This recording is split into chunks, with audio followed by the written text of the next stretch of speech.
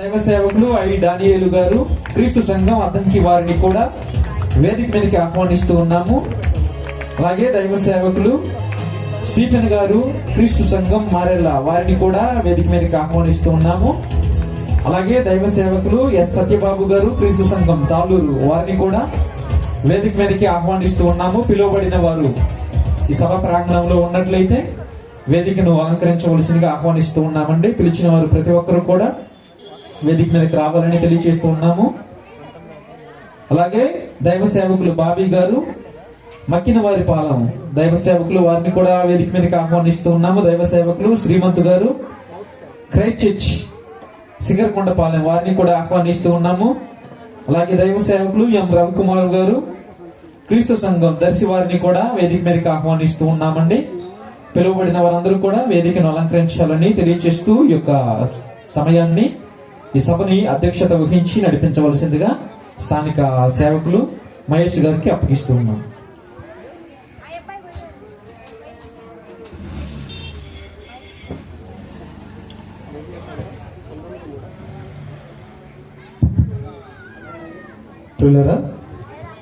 దేవుని మహిమార్థమై, ఆత్మల రక్షణార్థమై వరగాని స్నేహలత శ్రీమంతం సందర్భంగా నిర్వహించు దేవుడు ఏర్పాటు చేసిన శ్రీమంతం అని ఒక్కరోజు క్రీస్తు సువార్త విజ్ఞాన మహాసభకు విచ్చేసి వేదికను అలంకరించిన దైవజనులందరికీ క్రీస్తు పేరిట మా శుభములు, వందనాలు తెలియజేస్తున్నాను. అలాగే కూడి వచ్చిన ప్రియులైన మీ అందరికీ మన ప్రభువును రక్షకుడైనటువంటి యేసుక్రీస్తు వారి పేరిట మా శుభములు, వందనాలు తెలియజేస్తున్నానండి. ప్రియులారా, మరి ముందుగా ఈ యొక్క సభను ప్రార్థనతో ప్రారంభించుకుందాం. మరి సమయంలో ప్రార్థనలో నడిపించవలసిందిగా మన మధ్యలో ఉన్నటువంటి గౌరవనీయులు దైవజనులు, క్రైస్ట్ చర్చ్ దర్శి సంఘ కాపరి అయినటువంటి మరి మా పెద్దలు ఏసన్న గారికి ప్రేమతో యొక్క సమయాన్ని అప్పగిస్తున్నాం.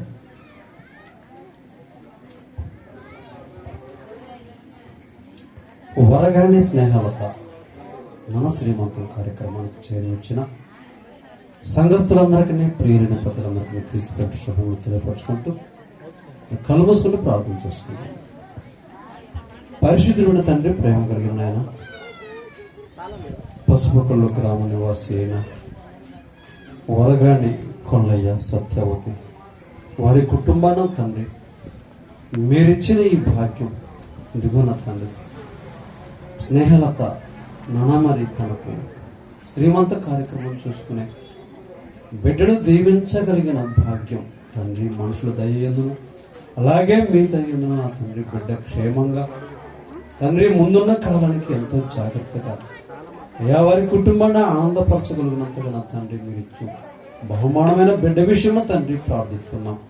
తండ్రి బిడ్డను కాపాడండి, క్షేమాన్ని సహాయం చేయండి, అలాగే కుటుంబాన్ని కనికరించండి, వాక్యపు జ్ఞానంతో నా తండ్రి బిడ్డలను పెంచుకునే భాగ్యాన్ని ఇవ్వండి. అలాగే సన్నిధిలో చేరి వచ్చిన, తరలు దించిన, అలాగే సమాజంలో ఉన్న సంఘస్థులందరి విషయమే ప్రార్థిస్తున్నాం. ఒకరికి ఒకరు ప్రేమ కలిగి చక్కగా క్రీస్తులో నా తండ్రి చూపించిన మార్గాన్ని నడుచుకుంటూ కార్యం ముగింపు వరకు నా తండ్రి మీ దయాదాక్షిణ్యాలు అందించమని కోరుకుంటూ నడిపిస్తున్న అధ్యక్షుల వారికి సమయోచితమైన జ్ఞానంతో నా తండ్రి కార్యం ముగింపు వరకు నా తండ్రి, అలాగే వాక్యం చెప్పడానికి మా మధ్యలోకి రానయ్యున్న కడప ప్రిన్సిపల్ షడ్రకన్య గారికి నా తండ్రి సమయోచితమైన జ్ఞానంతో సభను విజయవంతం కాగలుగుతున్నాం. అలాగే బిడ్డకు రావాల్సిన దేవుని అందించడం సాధించమని కోరుకుంటూ ఈ ప్రార్థన యేసుక్రీస్తు వారి నామాన్ని అడిగి వేడుకుంటున్నాం తండ్రి. థ్యాంక్ యూ నాన్న. ప్రియులారా, మరి ప్రారంభ ప్రార్థన చేసినటువంటి గౌరవనీయులు దైవజనులు, క్రైస్ట్ చర్చ్ దర్శి సంఘ కాపరి అయినటువంటి మరి ఏసన్న గారికి మా ధన్యవాదాలు తెలియజేస్తున్నాం. Thank you sir, thank you very much. ప్రియులారా, మరి సమయంలో వాక్య పఠనం చదువుకుందాం.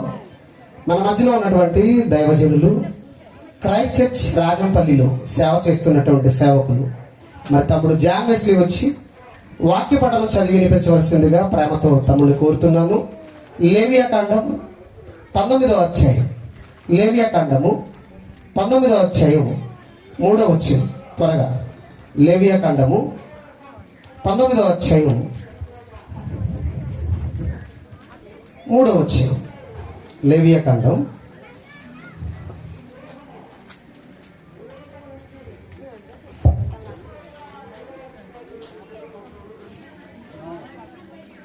19వ అధ్యాయం 3వ వచనం. హలో. ప్రభునందు సభకు చేరి వచ్చిన మీ అందరికీ క్రీస్తు పేరిట శుభములు వందనాలు తెలియజేస్తున్నాను. వాక్యమును పఠించుకుందాం. లేవియా కాండము 19వ అధ్యాయము 3వ వచనం. మీలో ప్రతి వాడు తన తల్లికి తన తండ్రికి భయపడవలెను. నేను నియమించిన విశ్రాంతి దినములను ఆచరింపవలెను. నేను మీ దేవుడైన యెహోవాను. Thank you. వాక్య పఠనం చదివి వినిపించిన తమ్ముడు జార్నలిస్ట్లకి మా ధన్యవాదాలు తెలియజేస్తున్నాం. అలానే మరొక వాక్య పఠనం చదువుకుందామండి. కీర్తనల గ్రంథం 127వ అధ్యాయం 3వ వచనం.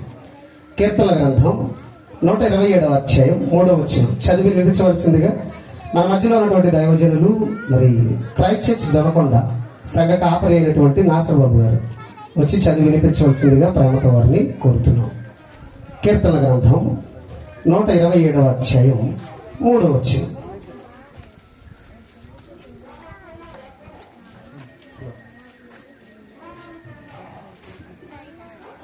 వాక్యపట్నం కీర్తన గ్రంథము 127వ అధ్యాయము 3వ వచనాన్ని చదువుకున్నామండి. అందరూ కూడా బైబిల్ తీసి చూసినట్లయితే కీర్తన గ్రంథము 127వ అధ్యాయము 3వ వచనం. కుమారుడు యెహోవా అనుగ్రహించు స్వాస్థ్యము, గర్భఫలము ఆయనిచ్చు బహుమానమే.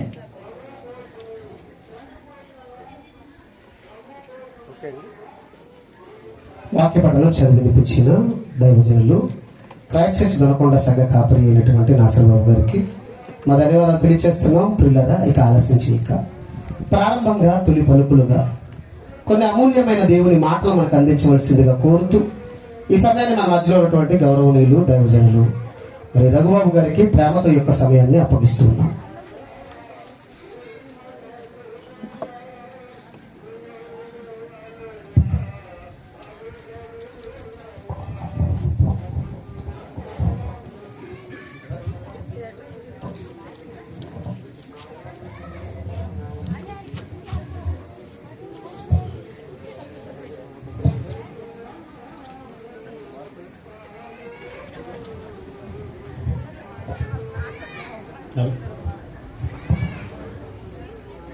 ఇక నా చిన్న ప్రార్థన చేసుకుందాం.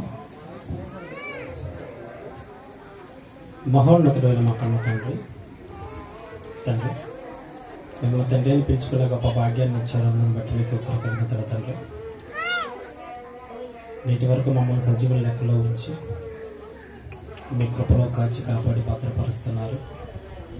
అందుని బట్టి మీకు కృతజ్ఞతలు తెలుపుకుంటూ మీ ప్రియులైన పిల్లలతోటి కలిసి కొన్ని మాటలను నేర్చుకోబోతుండగా ఉంటున్న మీ పిల్లల మనోనేత్రాలను వెలిగించండి, మరి హృదయాన్ని తెరవండి.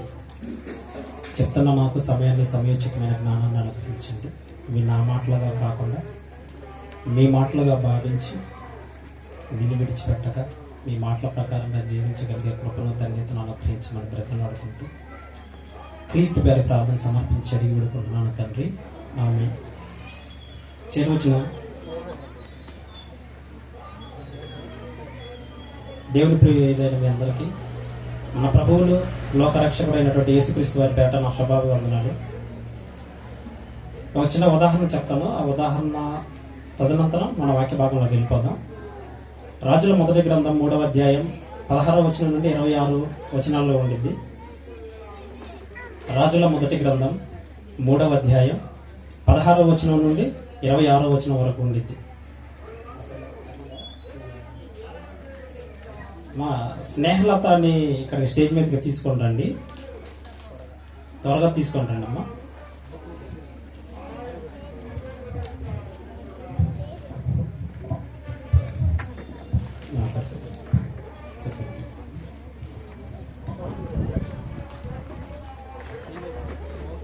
తల్లిదండ్రుల ప్రేమ గురించి ఒక చిన్న ఉదాహరణ చెప్తాను. రాజుల మొదటి గ్రంథం 3వ అధ్యాయం 16వ వచనం నుండి 26వ వచనం వరకు ఉండిద్ది. అది అందులో ఉన్న సారాంశాన్ని నేను మీకు టూకీగా చెప్తాను, ఒకసారి వినండి. ఒకసారి అందరూ మనసు పెట్టి శ్రద్ధగా వినండి. బాడీ ప్రజెంట్ మైండ్ ఆబ్సెంట్ అన్న విధంగా ఉండకుండా మనసు పెట్టి ఆలోచించండి. ఓకేనా? ఓకే, ఆ 16వ వచనం నుండి 26వ వచనం వరకు ఉన్న సందర్భం ఏంటంటే, ఒకే ఇంట్లో ఇద్దరు స్త్రీలు ఉంటారు, వాళ్ళిద్దరూ పిల్లలకైనా ఉంటారు. అయితే ఒక ఆమె ఏమో తన పిల్లని జాగ్రత్తగా చూసుకోక నిద్రలో ఆమె మీద పడి చనిపోయింది ఆమె పిల్ల. ఇంకొక ఆమె ఏమో తన బిడ్డని జాగ్రత్తగా చూసుకునేది. అయితే ఉదయాన్నే లేచి పాలు ఇద్దామని చూసేటప్పటికి చనిపోయింది బిడ్డ. చనిపోయిన బిడ్డని బ్రతికున్న బిడ్డ కడబెట్టి బ్రతికున్న బిడ్డని ఈ చనిపోయిన తల్లి తీసుకుని వెళ్ళిపోయింది. ఇక్కడ పెడితే ఈ బ్రతికున్న బిడ్డ ఉదయానికి పాలు ఇద్దామని చూస్తే ఇక్కడ బిడ్డ చనిపోయింది. అయితే తన తల్లి ఆమెను గుర్తుపెట్టే బిడ్డని, ఈ బిడ్డ నా బిడ్డ కాదు అని చెప్పిద్ది. ఈ విషయాన్ని అప్పటి కాలంలో రాజుగా ఉన్నటువంటి జ్ఞాని అయిన సొలొమోను గారి దగ్గర తీసుకొని వెళ్తారు. విషయాన్ని తీసుకెళ్లి రాజుగారి ముందు పెడతారు. రాజా, చనిపోయిన బిడ్డ ఆమె బిడ్డ, బ్రతికున్న బిడ్డ నా బిడ్డ, అయితే ఆ బిడ్డను మార్చేసి ఆమె ఇలా చేసిందని చెప్తే రాజుగారు ఒక చిన్న టెస్ట్ పెడతాడు. ఏంటి ఆ టెస్ట్ అంటే, ఈ బిడ్డ ఎవరి బిడ్డో తేల్చడం కోసం ఒక చిన్న పరీక్ష. ఏంటి ఆ పరీక్ష అంటే, వీళ్ళిద్దరూ ఆర్గ్యూ చేస్తా ఉంటారు. ఏమని, రాజా బ్రతికున్న బిడ్డ నా బిడ్డ, చనిపోయిన బిడ్డ ఆమె బిడ్డ అని చెప్పి ఒకరికి ఒకరు చెప్పుకుంటూ ఉంటారు. అయితే రాజుగారు ఆ పెట్టిన పరీక్ష ఏంటంటే, సరే ఆ బ్రతికున్న బిడ్డని 2 భాగాలుగా చేయండి, ఒక బిడ్డని 2 భాగాలుగా చేసి ఒక భాగం ఈమెకి మరొక భాగం ఆమెకి ఇవ్వండి అని చెప్పి చెప్తాడు. అప్పుడు చెప్తే బ్రతికున్న బిడ్డ తల్లి ఏమనిద్దో తెలుసా, రాజా అలా చెయ్యొద్దు, ఆ బిడ్డను ఆమెకే ఇచ్చేయండి అని చెప్పిద్ది. ఈ చనిపోయిన బిడ్డ తల్లి ఏమనిద్దంటే, రాజా అలా కాదు, ఇద్దరిని 2 భాగాలుగా చేసి ఆమెకు సగం నాకు సగం ఇవ్వమనిద్ది. బ్రతికున్న బిడ్డ తల్లి ఏమనుంది, రాజా చంపొద్దు, ఆ బిడ్డని ఆమెకే ఇచ్చేయండి అని చెప్పింది. ఆమెకే ఇచ్చి నేను చెప్తే అప్పుడు రాజుగారు అని అంటారు. రాజుగారు ఏమంటారంటే, బ్రతికున్న బిడ్డ తల్లి ఎవరంటే ఈమె ముందు మాట్లాడింది కదా, చంపొద్దనని ఎవరైతే చెప్పారో ఆమెను గుర్తించి ఆమెకు ఆ బిడ్డని ఇచ్చేస్తాడు. అంటే దీన్ని బట్టి, ఈ సందర్భాన్ని బట్టి మనకి ఏమర్థమైంది,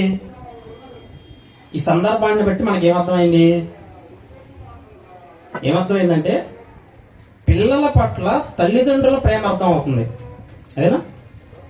ఇప్పుడు ఈరోజు నాటి ముఖ్య వాక్యోపదేశకులుగా విచ్చేస్తున్నటువంటి షడ్రక్ అన్నయ్య గారు కూడా సరిగ్గా 20 సంవత్సరాల క్రితం వాళ్ళ చిన్నబాబుకు బాగలేనప్పుడు ఎన్నో హాస్పిటల్ తిరిగి సుమారు 20 సంవత్సరాల క్రితమే దాదాపు ₹1 కోటి ఖర్చు పెట్టి బ్రతికించుకున్నాడు.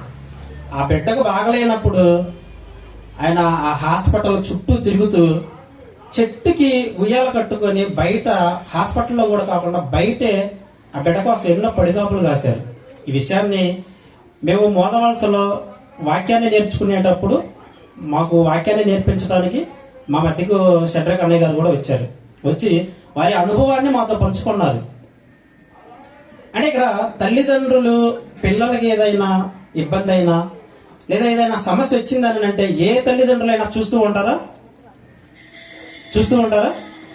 చూస్తూ ఉండలేదు. ఏ తల్లిదండ్రులు కూడా పిల్లలకి ఏదన్నా ఇబ్బంది అయినా లేకపోతే ఆరోగ్యం బాగలేకపోయినా, దాని చిన్న సమస్య వచ్చిందన్నా కానీ తలడిల్లిపోతూ ఉంటారు. అప్పుడప్పుడు సహజంగా మనగా అంటూ ఉంటాం, ఏమని అంటే మీ ఇంట్లో పిల్లలకు బాగలేదు, మాకు కాలు చేయి ఆడటం లేదండి అని అంటూ ఉంటారు. అవునా? మీరు కూడా అనే ఉంటారు ఆ మాట పిల్లలకు బాగలేనప్పుడు. పిల్లలకి ఏదన్నా చిన్న సమస్య ఇచ్చినా కానీ తల్లిదండ్రులు తట్టుకోలేరు. నాటి ముఖ్య వాక్యోపదేశకులుగా విచ్చేసినటువంటి దైవజనులు షడ్రక్ రాజు అన్నయ్య గారిని సాధారణంగా స్టేజ్ మీదకి ఆహ్వానిస్తున్నాం. కర్తాల బలులతో అన్నయ్య గారిని ఆహ్వానిద్దాం.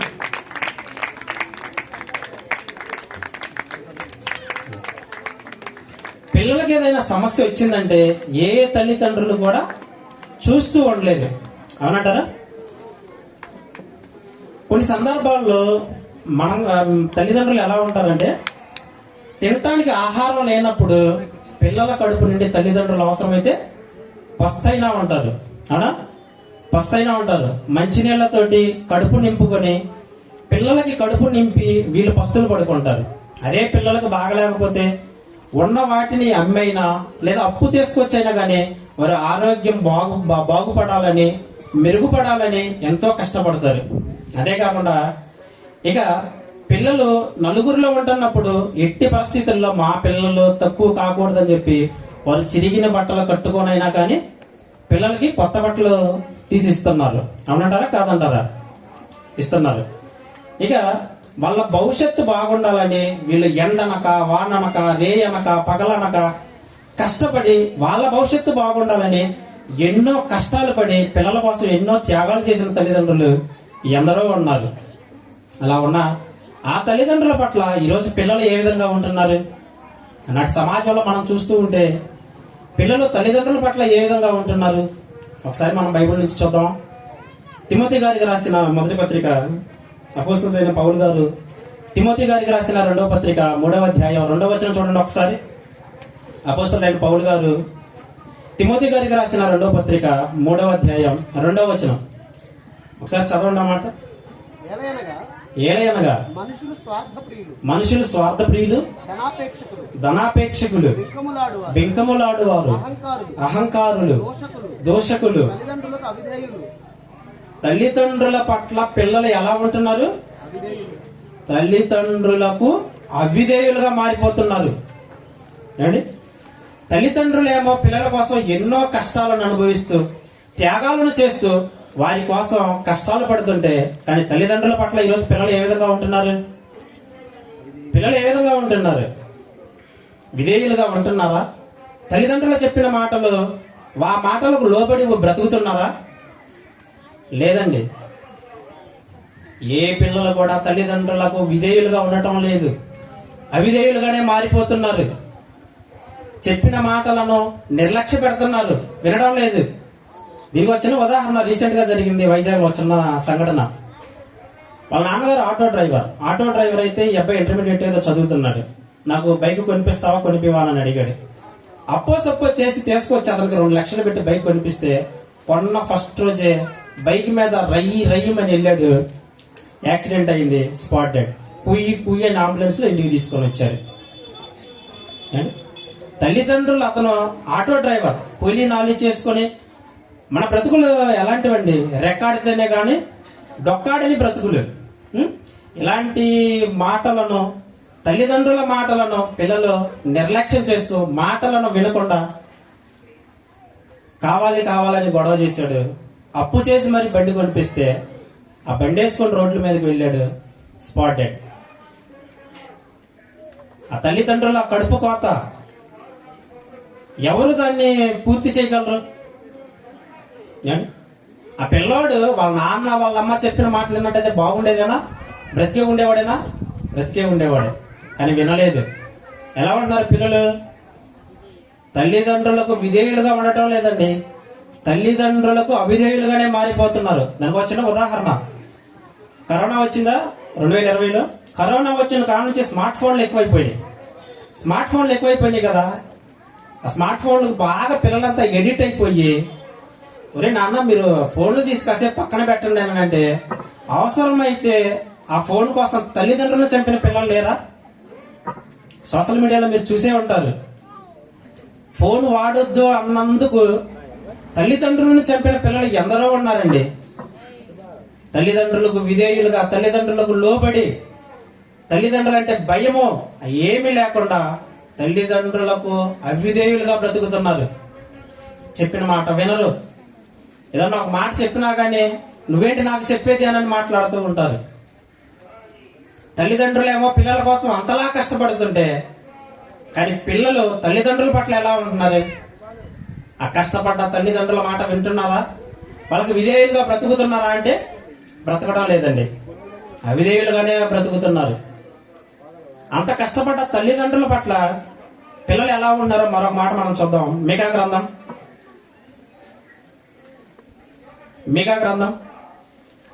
7వ అధ్యాయం, మీకా గ్రంథం 7వ అధ్యాయం 2వ వచనం అలాగే 6వ వచనం చూడండి ఒకసారి. తల్లిదండ్రులేమో పిల్లల కోసం ఎన్నో త్యాగాలు చేస్తూ కష్టపడుతూ వారి కడుపు కొట్టుకొనైనా కానీ పిల్లల కడుపు నింపుతుంటే, వారు పాత బట్టలు, చిరిగిన బట్టలు వేసుకుని అయినా పిల్లలకు మంచి బట్టలు అందిస్తూ వారి భవిష్యత్తు బాగుండాలని వారి కోసం ఎంతో కష్టపడుతుంటే, అలాంటి కష్టపడుతున్న తల్లిదండ్రుల పట్ల ఈరోజు పిల్లలు ఏ విధంగా ఉంటున్నారు అన్నదానికి ఒక మాట చూపించాను. మరొక మాట చూద్దాం. మీకా గ్రంథం 7వ అధ్యాయం 2వ వచనం అలాగే 6వ వచనం చూడండి. భక్తుడు దేశంలో లేకపోయేను, జనులలో యథార్థపరుడు ఒకడును లేడు.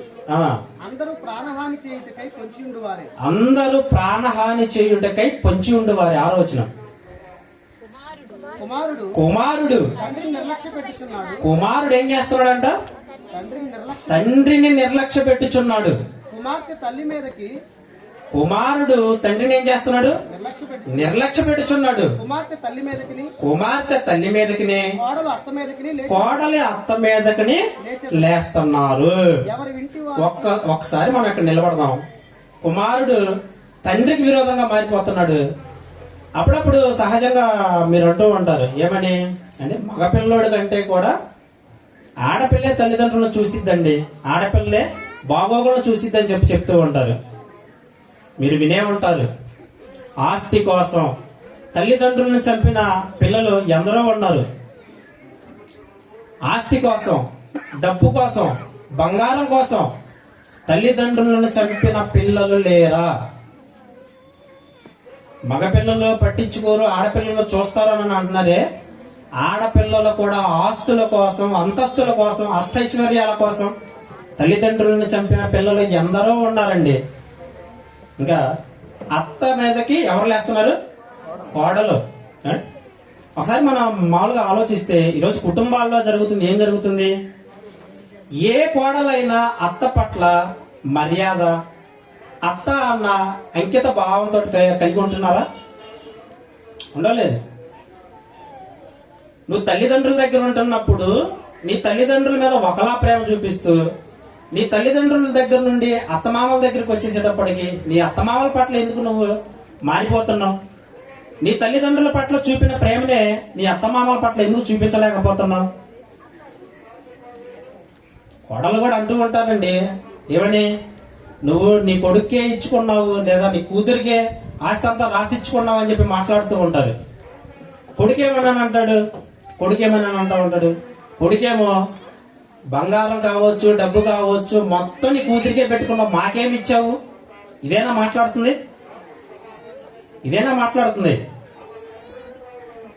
కొడుకు ఏమో తండ్రిని నిర్లక్ష్య పెట్టుచున్నాడు, కూతురేమో తల్లి మీదకి లేస్తుంది, కోడలేమో అత్త మీదకి లేస్తుంది.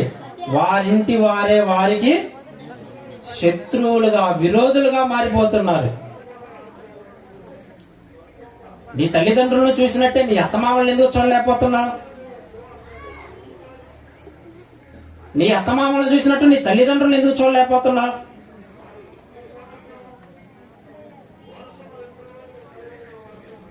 ఎంతో కష్టపడ్డారే నీకోసం, ఆ కష్టాన్ని గుర్తించవా? నీకోసం, నీ కడుపు నింపడం కోసం పస్తులు పడుకున్నారే. నువ్వు నలుగురిలో ఎక్కడ తక్కువ కాకూడదని నీకు మంచి బట్టలు ఇచ్చి నిన్ను మంచిగా ఉన్నతమైన కాలేజీల్లోనూ పాఠశాలల్లోనూ చదివించి నీకోసం ఎంతో కష్టపడ్డారే. ఎండనక, వాననక, రే అనక, పగలనక, చెట్టనక, పుట్టనక ఎవరి కోసం పడ్డారు ఈ కష్టం అంతా? పిల్లల కోసమే కదా. అంత కష్టపడ్డ తల్లిదండ్రుల పట్ల ఈరోజు పిల్లలు ఏ విధంగా ఉంటున్నారు? కృతజ్ఞత కలిగి ఉంటున్నారా? లేరండి. మనకి ఏదన్నా అవసరమయ్యి పక్కింటి వాళ్ళ దగ్గరికి ఏదన్నా తెచ్చుకుంటేనే వాళ్ళకి కృతజ్ఞతలు చెప్తాం మనం. పక్కన వాళ్ళకి చెప్పగలిగిన కృతజ్ఞతలు ఎందుకు తల్లిదండ్రుల పట్ల కలిగి ఉండలేకపోతున్నాం?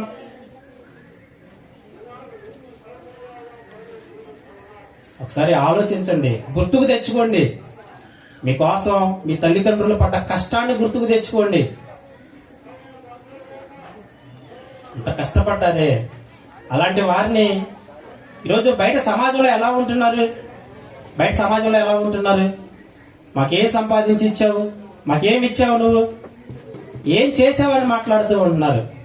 వారి శక్తి కొలది వారు చేసి పెట్టారు. ఇక నుంచి నీ శక్తి కొలది నువ్వు చేసుకోవాలి తప్ప నుంచి ఎంతసేపటికి తల్లిదండ్రుల మీద పడి నువ్వు మాకేం సంపాదించి ఇచ్చావు, మాకేం పెట్టావు, ఇవే మాటలండి. తల్లిదండ్రులు అంత కష్టపడింది ఎవరి కోసం? పిల్లలుగా మన కోసమే కదా. మన కోసం కష్టపడ్డ తల్లిదండ్రుల కష్టాన్ని గుర్తుకు తెచ్చుకోకుండా అన్ని ఎలా చేస్తున్నామంటే నిర్లక్ష్యం చేస్తున్నారు. అవునంటారా కాదంటారా? ఈరోజు సమాజంలో ఇది జరగటం లేదంటారా?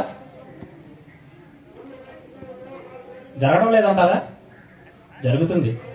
అంత కష్టపడ్డ తల్లిదండ్రుల పట్ల పిల్లలు ఏ విధంగా ఉంటే వారి భవిష్యత్తు బాగుండేదో ఒక మాట చూసి మనం ముగించుకుందాం. ద్వితీయోపదేశ కాండం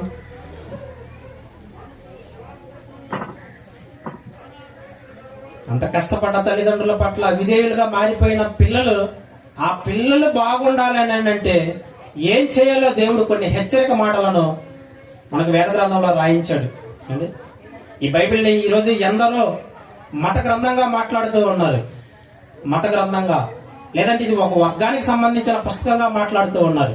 కాదండి, ఈరోజు భూమి మీద ఉన్నటువంటి 850 కోట్ల మందికి సంబంధించిన పుస్తకం బైబిల్.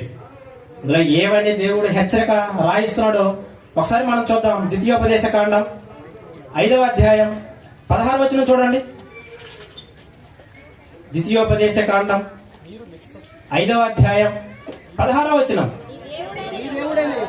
మీ దేవుడైన యెహోవా నీకు అనుగ్రహించు దేశములో నువ్వు దీర్ఘాయుష్మంతుడవై నీకు క్షేమమగునట్లు నీ దేవుడైన యెహోవా నీకు ఆజ్ఞాపించులాగున నీ తండ్రిని నీ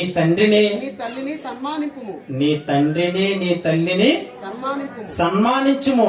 ఇక్కడ 3 విషయాలు ఉన్నాయండి ఈ వచనంలో, ఈ మాటలో 3 విషయాలు ఉన్నాయి. అవేంటి? అప్పుడప్పుడు పెద్దోళ్ళు పిల్లల్ని దీవిస్తూ ఉంటారు కదా. ఏమని దీవిస్తూ ఉంటారు? దీర్ఘాయుష్మాన్ భవ, 100 ఏళ్ళు చల్లగా బ్రతకని మాట్లాడుతూ ఉంటారా? నువ్వు 100 ఏళ్ళు చల్లగా బ్రతకాలంటే, లేదా నీకు ఇవ్వబడిన ఆయుష్కాలం వరకు నువ్వు క్షేమంగా బ్రతకాలి అని అంటే, నువ్వు దీర్ఘాయుష్మంతుడు అవ్వాలంటే ఇక్కడ 3 విషయాలను దేవుడు రాయిస్తున్నాడు. నువ్వు దీర్ఘాయుష్మంతుడు అవ్వాలంటే నీకు ఇచ్చిన ఆయుష్కాలం ఎంత? నీకు ఇచ్చిన ఆయుష్కాలం ఎంత ఎవరికీ తెలియదు. అది 60 సంవత్సరాల, 70 సంవత్సరాల, లేకపోతే 110 సంవత్సరాల, లేకపోతే 40 సంవత్సరాల, అది ఎంతో ఎవరికీ తెలీదు. కానీ దేవుడు నీకు ఇచ్చిన ఆయుష్కాలం వరకు నువ్వు బ్రతకాలంటే నువ్వు చేయవలసిందల్లా ఇక్కడ చెప్తున్నాడు. నువ్వు దీర్ఘాయుష్మంతుడు అవ్వాలన్నా, నీకు క్షేమం కలగాలన్నా, నీకు మేలు కలగాలన్నా నువ్వేం చేయాలి? నీ తల్లిని నీ తండ్రిని సన్మానించండి అని అంటున్నాడు. ఇదే మాటను దేవుడు మోషే గారి ద్వారా రాయిస్తే, దేవుడు చెప్పిన మాటనే యేసుక్రీస్తు వారు మరలా ఈ మాటను రిపీట్ చేస్తూ, యేసుక్రీస్తు వారు కాలంలో యేసుక్రీస్తు వారి దగ్గరికి ఒక యవనుడు వస్తే ఆ యవనుడు అడుగుతాడు, ప్రభా నేను పరలోక రాజ్యం చేరాలంటే ఏం చేయాలి అని అడిగితే, దానికి యేసుక్రీస్తు వారు కొన్ని మాటలను చెప్తూ ఈ మాట చెప్తాడు. ఏంటా మాట అంటే, నీ తండ్రిని నీ తల్లిని సన్మానించుమని అని చెప్తాడు. అదే మాటను యేసుక్రీస్తు వారు చెప్పిన మాటనే మరలా పౌలు గారు రిపీట్ చేస్తారు. ఇక్కడ ఎఫెసీయులకు రాసిన పత్రిక 6వ అధ్యాయం 2వ వచనంలో మాట్లాడతాడు, నీకు మేలు కలుగునట్లు నీ తల్లిదండ్రులను సన్మానించుమని చెప్తాడు. అక్కడ దేవుడు చెప్పిన, యేసుక్రీస్తు వారు చెప్పిన, పౌలు గారు అదే మాటను మరలా ఎత్తి చూపిన. ఇక్కడ మొత్తం ఈ 3 మాటల్లో ఉన్న సారాంశం ఒక్కటే. ఏంటంటే, నువ్వు దీర్ఘాయుష్మంతుడు అవ్వాలన్నా, నీకు మేలు కలగాలన్నా, నువ్వు క్షేమంగా ఉండాలన్నా నువ్వు చేయవలసిందల్లా ఒక్కటే. ఏంటది?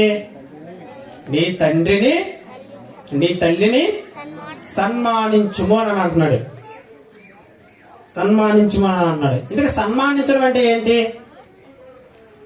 సన్మానించడం అంటే ఏంటి? సహజంగా సన్మానించడం అంటే మనకు తెలిసింది. మనం ఏమనుకుంటాం? ఇప్పుడు మన మధ్యలో ముఖ్య వాక్యోపదేశకులు ఉన్నారు. ఈ సభ అయిపోయిన తర్వాత అన్నయ్య గారిని సన్మానిస్తారు. ఎలా? ఒక శాల్వా కప్పి, దండేసి, ఒక బుకే ఇచ్చి. సన్మానం అంటే సహజంగా ఇదే అనుకుంటారా? అవునా కదా? సన్మానించడం అంటే అలాగే బుకే, శాల్వా కప్పి ఇలా అనుకుంటూ ఉంటారు. ఇప్పుడు మరి ఇక్కడ తల్లిదండ్రులు సన్మానించమన్నాడు కదా, అంటే మీరు డైలీ కూర్చోబెట్టి తల్లిదండ్రులకి ఒక శాల్వా కప్పి, దండేసి, దండం పెట్టి, కాళ్ళు కడిగి సన్మానించడం అంటే ఇది కాదు. సన్మానించడం అంటే మరలా ఇక్కడ దీనికి బైబిల్లో చెప్తున్న అర్థం ఏంటో ఒకసారి మరలా మనం చూద్దాం. సామెతల గ్రంథం. సన్మానించడం అంటే ఏంటో మనం బైబిల్ నుంచి చూద్దాం. ఎందుకంటే బైబిల్లో ఎక్కడైనా ఏదైనా ఒక ప్రశ్న వచ్చిందంటే ఆ ప్రశ్నకు మరలా సమాధానం బైబిలే చెప్పాలి. మనం ఎక్కడో బయటికి వెళ్ళేసి వికీపీడియాలోనో లేదా ఏదో ఇతర గ్రంథాల్లోనో ఇతర పుస్తకాల్లోనో దేవుళ్ళు అడిగితే మనకు సమాధానం దొరకదు. ఈ బైబిల్ అనేది ఒక ఫజిల్ లాంటిది. ఒక మాట ఎక్కడుంటే ఒక మాట పాత నిబంధనలో ఉంటే మరొక మాట క్రొత్త నిబంధనలో ఉండేది. వీటన్నిటిని ఒక చోటకి చేర్చుకోవాలి. కుమారుడు దీర్ఘాయుష్మంతుడు అవ్వాలన్నా, క్షేమం కలగాలన్నా, మేలు కలగాలన్నా ఏం చేయమన్నాడు? సన్మానించమన్నాడు. ఇందుకు సన్మానించడం అంటే ఏంటో మనం చూద్దాం. సామెతల గ్రంథం 23వ అధ్యాయం 22వ వచనం చూడండి ఒకసారి. సామెతల గ్రంథం 23వ అధ్యాయం 22వ వచనం. నిన్ను కనిన నీ తండ్రి ఉపదేశం అంగీకరించుము. నిన్ను కనిన నీ తండ్రి ఉపదేశం అంగీకరించుము. నిన్ను కనిన నీ తండ్రి ఉపదేశమును అంగీకరించుము. నీ తల్లి ముదిమియందు నీ తల్లి ముదిమియందు ఆమెను నిర్లక్ష్యం చేయకుము. ఆమెను నిర్లక్ష్యం చెయ్యమాకు అని అంటున్నాడు. ఏమన్నాడు? నీ తల్లి ముదిమియందు ఆమెను నిర్లక్ష్యం చేయమాకు. అంటే అతను తల్లినేనా? తల్లినే కాదండి, నీ తల్లిని నీ తండ్రిని వారి ముదిమియందు వారిని నిర్లక్ష్యం చేయమాకు అని అంటున్నాడు. ఎందుకంటే ముదిమియందు అంటే, ముదిమియందు అంటే అర్థం ఏంటి? వారి ముసలితనమందు, వృద్ధాప్యమందు, వారి వృద్ధాప్యమందు వారిని నిర్లక్ష్యం చేయమాకు అని చెప్తున్నాడు. నిర్లక్ష్యం చేయమాకు అని చెప్తుంటే ఈరోజు బయట సమాజం ఎలా ఉంటుంది? బయట సమాజం ఎలా ఉంది? దేవుడేమో నిర్లక్ష్యం చేయమాకు, వారి ముసలితనం మందు వారిని నిర్లక్ష్యం చేయమాకు అని చెప్తే, బయట సమాజం ఈరోజు పిల్లలు ఎలా ఉంటున్నారు తల్లిదండ్రుల పట్ల? మరి వృద్ధాప్యం వచ్చేసేటప్పటికి వారిని ఇంట్లో కూడా రానివ్వరు, ఎక్కడో పచ్చలో ఒక మూలన పడేస్తారు. వారికి సరి అయిన మంచమో ఎవరు, కప్పుకోవటానికి దుప్పట్లో ఎవరు, వారు తినడానికి సరి అయిన ప్లేటు పెట్టరు, చక్కగా మంచి ఆహారం కూడా పెట్టరు. అంటే ఏం చేస్తూ ఉన్నారు ఈరోజు? మరి తల్లిదండ్రులు వృద్ధాప్యంలోకి వచ్చినప్పటికీ వారిని చూస్తున్నారా? ఏ పిల్లలైనా వారి తల్లిదండ్రులను పట్టించుకుంటున్నారా? పట్టించుకుంటున్నారంటే లేదండి, ఎవరు పట్టించుకోవడం లేదు.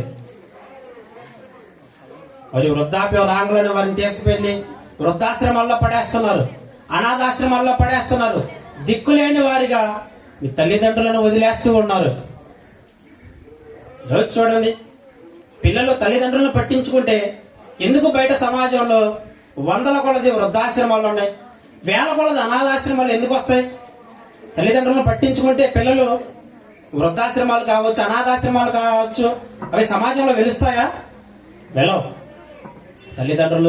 తల్లిదండ్రులను పిల్లలు పట్టించుకోకపోవటం పట్టే ఈరోజు సమాజంలో అనాథాశ్రమాలు, వృద్ధాశ్రమాలు వెలుస్తూ ఉన్నాయండి.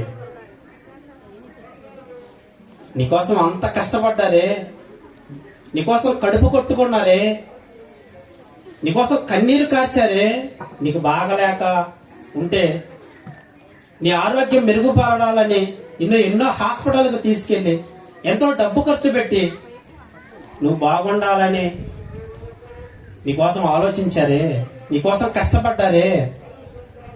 అంత కష్టపడ్డ తల్లిదండ్రులను ఈరోజు పిల్లలు పట్టించుకుంటున్నారా? పిల్లలు పట్టించుకుంటున్నారా? లేదండి, పిల్లలు పట్టించుకోవడం లేదు. వారి వృద్ధాప్య రంగంలోనే వారిని తీసుకెళ్లి కొంత డబ్బు అనాథాశ్రమాలకు లేకపోతే వృద్ధాశ్రమాల్లో కట్టి వారిని వదిలించుకుంటున్నారు, తీసుకెళ్లి వృద్ధాశ్రమాల్లో పడేస్తున్నారు. ఈ వృద్ధాప్యంలో తల్లిదండ్రులు కోరుకునేది ఏం కోరుకుంటారండి? మీరు సంపాదించిన ఆస్తిపాస్తులు ఏమైనా కోరుకుంటారా? మీరు సంపాదించిన అష్టైశ్వర్యాలు ఏమైనా కోరుకుంటారా? లేదా మీ బంగారం డబ్బు ఏమన్నా కోరుకుంటారా? ఏమి కోరుకోరండి. వృద్ధాప్యంలో తల్లిదండ్రులు పిల్లల ప్రేమ, ఆప్యాయతలు, అనురాగాలు ఇవి కోరుకుంటారు. ఈ కోసం కష్టపడి నిన్ను పెంచారే, నిన్ను పెంచిన నీ తల్లిదండ్రులకు పట్టిన అన్నం పెట్టలేకపోతున్నావా? రోజు బయట సమాజంలో పిల్లలంతా ఇలాగే ఉన్నారండి. ఎంతో కష్టపడి పెంచిన తల్లిదండ్రులను నిర్లక్ష్య పెడుతున్నారు, వారిని పట్టించుకోవడం లేదు. ఒక్కసారి జ్ఞాపకం చేసుకో, గుర్తుకు తెచ్చుకో. నీకోసం పడిన కష్టాన్ని జ్ఞాపకం చేసుకో. నీకోసం ఎన్నో త్యాగాలు చేయలేదా? నీకోసం, నీ సంతోషం కోసం వారి ఆనందాలన్నీ పక్కన పెట్టుకోలేదా? నువ్వు సంతోషంగా ఉండాలని, ఆనందంగా ఉండాలని, నీ భవిష్యత్తు బాగుండాలని నీకోసం ఆలోచించిన తల్లిదండ్రుల కోసం ఈరోజు ఏ పిల్లలైనా ఆలోచిస్తున్నారా? ఆలోచించడం లేదు.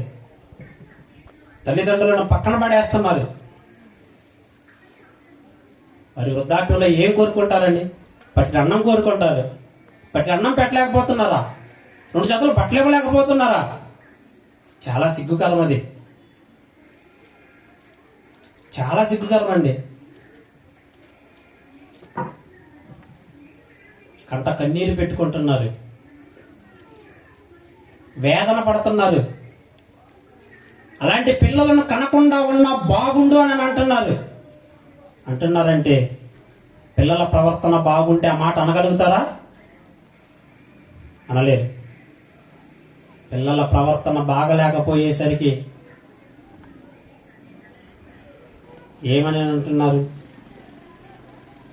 ఇలాంటి వాడు పుట్టకుండా ఉన్నా బాగుండేదే, వీని కని నేను తప్పు చేశాను, వీడు పుట్టకలోనే చచ్చిపోయినా బాగుండు అని మాట్లాడుతున్న తల్లిదండ్రులు ఎందరో ఉన్నారండి.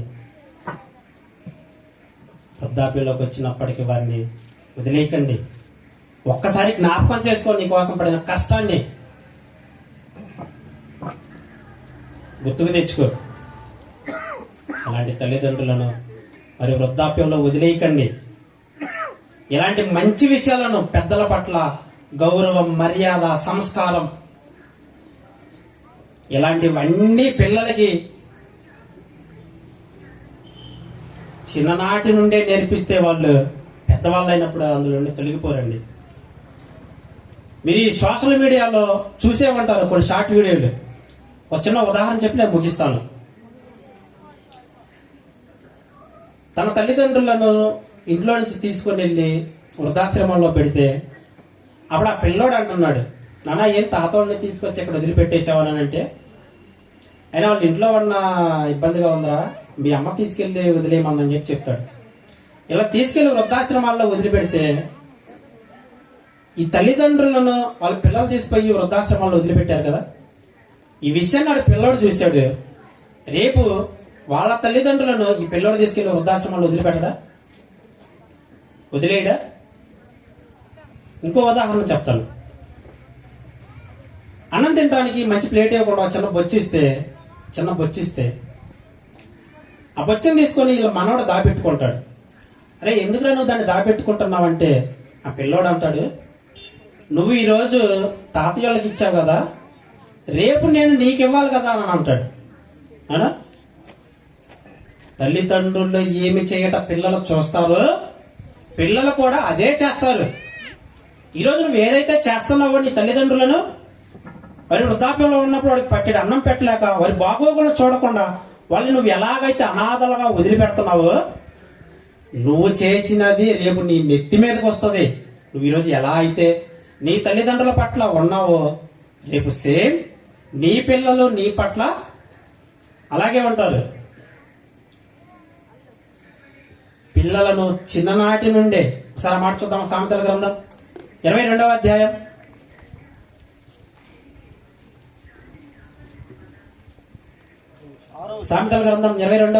6వ వచనం చూడండి. బాలుడు నడవవలసిన త్రోవను వాడికి నేర్పు. బాలుడుగా ఉన్నప్పుడే వాడికి నేర్పించవలసిన త్రోవను వాడికి నేర్పించు. వాడు పెద్దవాడైనప్పుడు నువ్వు ఏదైతే చిన్ననాటి నుండి నేర్పిస్తావో ఆ త్రోవ నుంచి పక్కకి తొలగిపోడు. ఈరోజు నువ్వు నీ తల్లిదండ్రుల పట్ల నువ్వు ఎలా అయితే ఉంటున్నావో వాడు చూస్తున్నాడు. వాడు చిన్ననాటి నుండే మిమ్మల్ని చూస్తున్నాడు. మీరు ఎలా అయితే ఉంటున్నారో రేపు మీ పట్ల, మీరు వృద్ధాప్యంలోకి వచ్చిన తర్వాత మీ పిల్లలు కూడా మీ పట్ల అలాగే ఉంటారు. చిన్ననాటి నుండే పెద్దలంటే గౌరవం, చిన్ననాటి నుండే పెద్దలంటే మర్యాద, చిన్ననాటి నుండే సంస్కారం, ఇవన్నీ నేర్పించాలండి. ఇవన్నీ నేర్పించకపోతే రేపు పెద్దవాడైన తర్వాత వాడు సంస్కారహీనుడిగా మారిపోతాడు.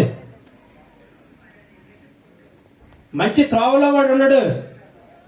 ఈరోజు తల్లిదండ్రులుగా, తండ్రిగా నువ్వు మందు తాగుతూ ఉన్నావా, రేపు పెద్దవాడైన తర్వాత వాడు అలాగే నీ దారిలోకి వస్తాడు, మందు తాగుతాడు. నువ్వు దొంగతనాలు చేస్తున్నావా, రేపు నీ కుమారుడు కూడా అదే త్రోవలోకి వస్తాడు. కాబట్టి తల్లిదండ్రులుగా ఉన్నవారు రేపు మీరు వృద్ధాప్యంలోకి వచ్చిన తర్వాత మీరు బాధపడకుండా, కంట కన్నీరు పెట్టకుండా ఉండాలంటే వారిని చిన్ననాటి నుండే దైవ జ్ఞానంలో పెంచండి. చిన్ననాటి నుండే వాడికి నేర్పించవలసిన త్రోవలో వాడిని నడిపించండి. సినిమాలని, డాన్సులని, క్లబ్లని, పబ్బులని. ఈరోజు చూడండి, పట్టమని 4 సంవత్సరాలు ఉండవు ఆడు డీ జోడీల్లో డాన్సులు. ఆడు మాట్లాడేవన్నీ డబల్ మీనింగ్ డైలాగులు. ఎందుకు అలా మాట్లాడుతున్నాడు? తల్లిదండ్రులుగా మీలో ఉన్న లోపం. చిన్ననాటి నుండే వాడిని సరి అయిన క్రమంలో దారిలో పెడితే వాడు పెద్దవాడైనప్పుడు ఆ దారి నుంచి తొలగిపోడు. మీకు చిన్న వీడియో చూపిద్దాం అనుకున్నాను, తెరలేకపోవడం వల్ల చూపించలేకపోతున్నాము. కాబట్టి తల్లిదండ్రులు వృద్ధాప్యంలోకి వచ్చేసేటప్పటికి వారు కంట కన్నీరు పెట్టుకోకుండా బాగుండాలి అని అంటే పిల్లలను చిన్ననాటి నుండే వారికి మంచి విషయాలను నేర్పించండి. వాడు పెద్దవాడైనప్పుడు నువ్వు నేర్పించిన బాటలోనే వాడు నడుస్తాడు. కాబట్టి ఒకసారి ఆలోచించండి. మీకు ఒక డౌట్ రావచ్చు, ఇప్పుడు దాకా తల్లిదండ్రులని భజన చేశావు, మరి యేసుక్రీస్తు వారు తల్లినైనను తండ్రినైనను నాకంటే ఎక్కువ ప్రేమించొద్దు అని అన్నాడు కదా, మరి దీనికేం సమాధానం చెప్తారని మీరు అనొచ్చు. ఇక్కడ యేసుక్రీస్తు వారు ఏమని అన్నారు? తల్లినైనను తండ్రినైనను నాకంటే ఎక్కువ ప్రేమించొద్దు అని అన్నాడు. కానీ అసలు ప్రేమించొద్దు అని చెప్పాడా? వాళ్ళు పట్టించుకోవద్దని చెప్పాడా? వారి బాగోగులను చూడొద్దని చెప్పాడా? సాక్షాత్తు యేసుక్రీస్తు వారే చెప్పారండి, నీ తల్లిని నీ తండ్రిని సన్మానించు. కాబట్టి ఆలోచించండి. వృద్ధాప్యంలో ఉన్న మీ తల్లిదండ్రుల గురించి ఆలోచించండి. వారు మీ కొరకు పడిన కష్టాన్ని, మీ కొరకు చేసిన త్యాగాన్ని ఒకసారి జ్ఞాపకం చేసుకోండి. కాసేపు లోకాన్ని తీసి పక్కన పెడదామండి. లోకంలో ఉన్నవారు ఎలాగైనా ఉండనివ్వండి, కాసేపు లోకాన్ని తీసి పక్కన పెడదాం. క్రీస్తులోనికి బాప్తిసం పొంది క్రైస్తవుడుగా సంఘంలోకి చేర్చబడిన క్రైస్తవ కుటుంబాలుగా చెప్పబడుతున్నటువంటి మనం ఎలా ఉండాలి? లోకంలో ఉంటున్నటువంటి వారి మాదిరిలా మనం ఉండకూడదు. వారి తల్లిదండ్రులను పట్టించుకోరు, వారిలా మనం ఉండకూడదు. ఖచ్చితంగా మనం తల్లిదండ్రులు వృద్ధాప్యంలోకి వచ్చినప్పటికీ వారి బాగోగులను చూసుకోవాలి. వారిని నిర్లక్ష్య పెట్టకుండా, వారి కంట కన్నీరు పెట్టించకుండా వారి గురించి ఆలోచించండి. కంటికి కనిపించే నీ తల్లిదండ్రులను, సోటి సహోదరులను పట్టించుకోలేని నీవు, ప్రేమించలేని నీవు, కంటికి కనిపించని ఆ దేవుని యందు భయము భక్తి కలిగి బ్రతుకుతున్నావంటే నమ్మొచ్చా? నమ్మొచ్చా? లేదు. ముందు మీ తల్లిదండ్రులను వారంటే వారి యందు విధేయత కలిగి ఉండండి. అవిధేయులుగా ఉండకండి. తల్లిదండ్రులకు లోబడి ఉండండి. అంతకు మించి దేవుడంటే భయము భక్తితో కలిగి బ్రతకండి. ఈ తల్లిదండ్రుల బంధాలను దేవుడు ఎందుకు పెట్టాడంటే, ఈ బంధాలను, ఈ ప్రేమలను, ఈ ఆప్యాయతలు వీటన్నిటిని చూసి నన్ను గుర్తిస్తారని చెప్పి దేవుడు ఈ బంధాలను ఏర్పాటు చేశాడు. కంటికి కనిపించే తల్లిదండ్రులను, తోటి సహోదరులను ప్రేమించలేని నువ్వు కంటికి కనిపించని దేవుణ్ణి ప్రేమిస్తున్నావంటే అది నమ్మొచ్చంటారా? కాదండి. కాబట్టి ఒకసారి ఆలోచించండి. తల్లిదండ్రుల గురించి ఆలోచించండి. మరి బాగోగులు చూసుకోండి. అంతకంటే దేవుడంటే భయము భక్తి కలిగి జీవించాలి. ఏ విషయంలో కూడా తప్పిపోకూడదండి. చిన్న విషయంలో మనం తప్పిపోయామంటే ఆ రాబోయే యుగ యుగాలు ఉండబోయే ఆ పరలోకాన్ని పోగొట్టుకుంటాం. కాబట్టి ఆలోచించండి. దీర్ఘాయుష్మంతుడు అవ్వాలన్నా, నీకు మేలు కలగాలన్నా, నువ్వు క్షేమంగా ఉండాలన్నా నీ తల్లిదండ్రుల కంట కన్నీరు పెట్టించమాకు, వారిని బాధ పెట్టమాకు. వీలైతే వారిని సంతోషంగా ఉండటానికి ప్రయత్నించు. వారికంటే ఎక్కువగా దేవుణ్ణి సంతోష పెట్టడానికి ప్రయత్నం చేయండి. ఓకేనా? ఓకే, చిన్న ప్రార్థన చేసుకుందాం. కళ్ళు మూసుకోండి.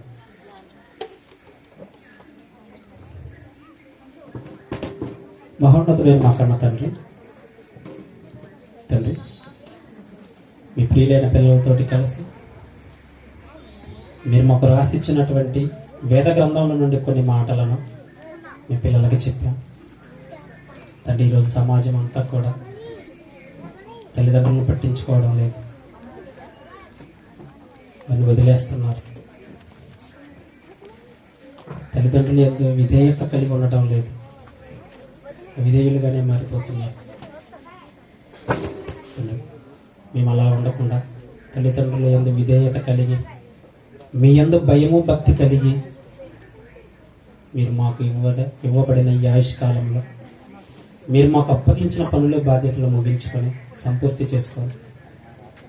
ఏ విషయంలో కూడా తండ్రి తప్పిపోకుండా మీరున్నటువంటి ఆ మహా ఉన్నతమైన లోకం పరలోకం చేరుకోవడానికి సహాయాన్ని చేయమని ప్రజలు అడుగుకుంటూ, మీ చిత్తమైతే మరలా మీ ప్రియులైన పిల్లలతోటి కలిసి కొన్ని మాటలను పంచుకోవడానికి మీ చిత్తమైతే అవకాశాన్ని ఇవ్వమని ప్రజలు అడుగుకుంటూ, మా పట్ల మీరు చేసిన ప్రతి విధమైన మేలును బట్టి మీకు కృతజ్ఞతలు తెలుపుకుంటూ ఈ ప్రార్థన యేసుక్రీస్తు వారి పేరిట సమర్పించి అడిగి వేడుకుంటున్నాను తండ్రి. ఆమేన్. అందరికీ వందనాలు.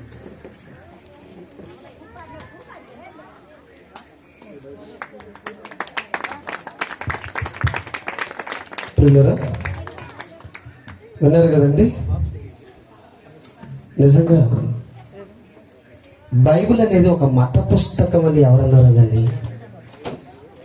ఇలాంటి బైబిల్ నుంచి ఇలాంటి అద్భుతమైన మాటలు వింటున్న తర్వాత అది మత పుస్తకం కాదండి, మహాజ్ఞాన గ్రంథం.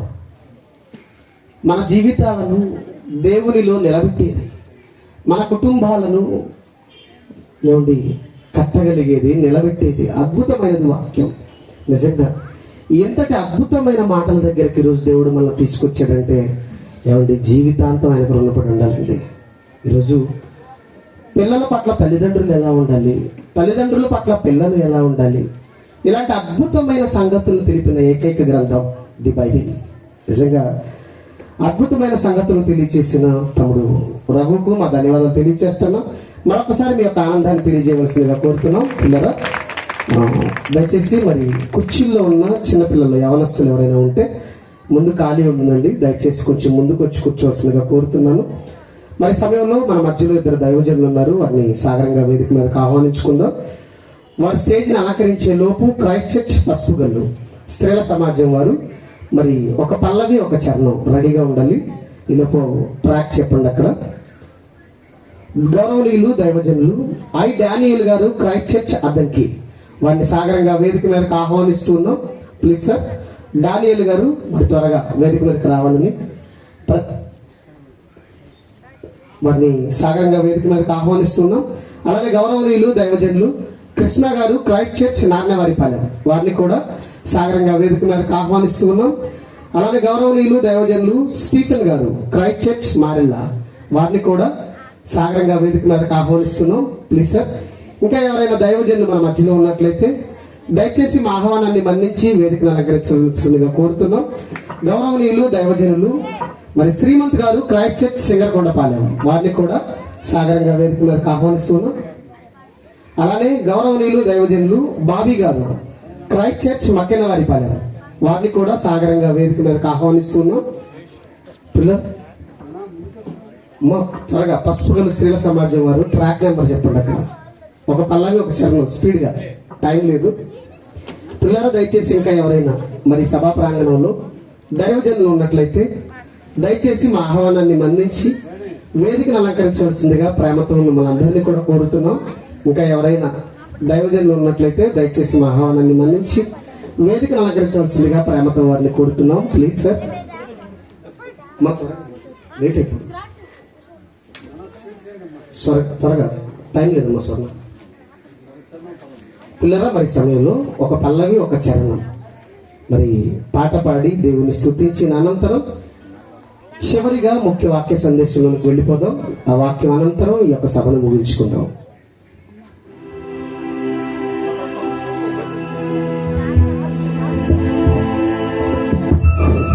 చేరి వచ్చిన దేవునికి మన ప్రభువులో రక్షణ యేసుక్రీస్తు నామములో వందనాలండి.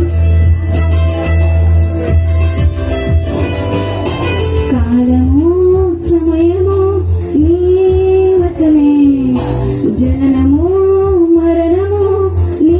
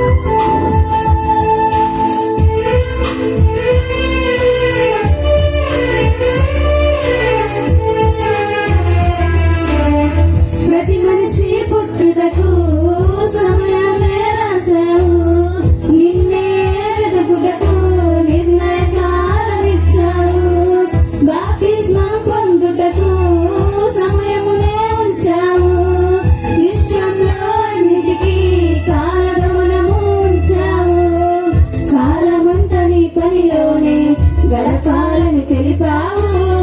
యేసుక్రీస్తులా తిరిగి రావాలని చూపావు. కాలమంతా నీ పనిలోనే గడపాలని తెలిపావు. యేసుక్రీస్తులా తిరిగి రావాలని చూపావు. కాలము సమయము నీ వశమే, జననము మరణము నీ వశమే. ఈ అవకాశం ఇచ్చిన తండ్రి అయిన దేవునికి మా వందనములు.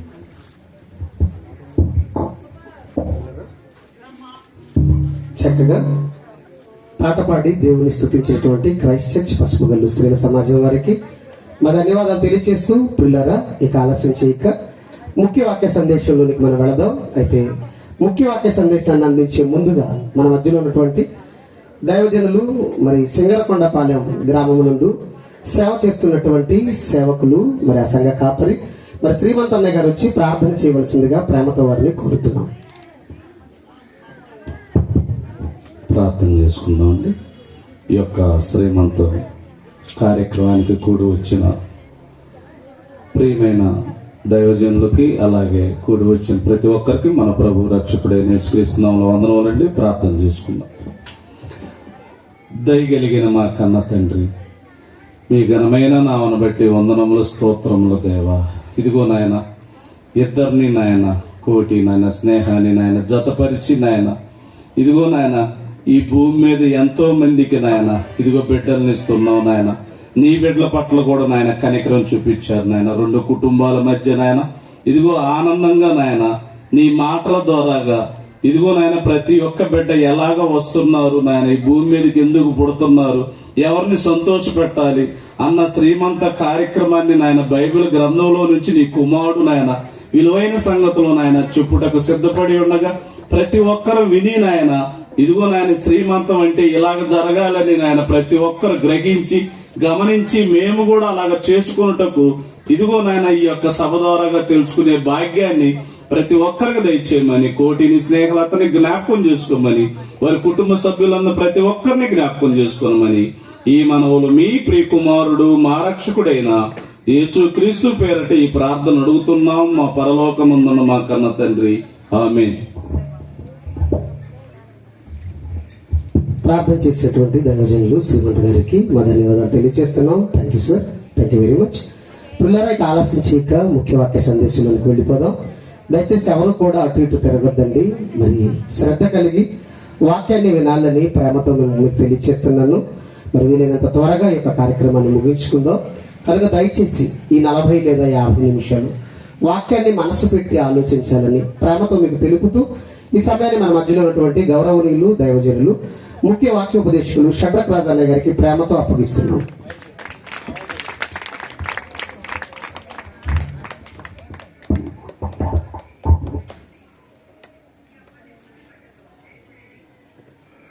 హలో, దేవునికి స్తోత్రం కలుగును గాక.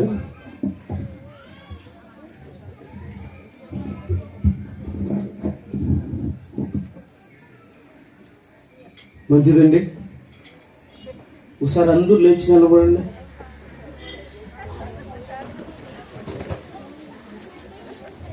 ఒకసారి అందరూ లేచి నిలబడి 2 చేతులు పైకెత్తి హల్లెలూయా అనండి. Hallelujah, hallelujah. Very good. అందరూ కూర్చోండి. మరి మంచిదండి. దేవునికి స్తోత్రం కలుగును గాక. మంచిదండి. చిన్న ప్రార్థన శ్రీమంతన చేశాడు. మళ్ళీ ఒక చిన్న ప్రార్థన చేసుకున్నాం. ప్రేమ గల తండ్రి, పరిశుద్ధుడు దేవా, మీ పరిశుద్ధ పాదాలు కొందనాలండి. ఇదిగో తండ్రి, మరి కడప ప్రాంతం నుంచి క్షేమంగా నీ పిల్లల మధ్యకి తీసుకొచ్చిన విధానం కొరకు వందనాలండి. ఇదిగో తండ్రి, మీ మాటలు తండ్రి పాఠాలుగా నేర్చుకునే దానికి సిద్ధపరచుండగా చక్కగా మాటలు అవసరము అవి మాకు తెలియజేయమని వేడుకుంటూ, ఇదిగో తండ్రి జరుగుతున్న కార్యక్రమం నీ నామఘనత కొరకు జరుగులాగున నీ సహాయం నర్తిస్తూ, ఇదిగో తండ్రి పరిశుద్ధాత్మ దేవుని కృపతో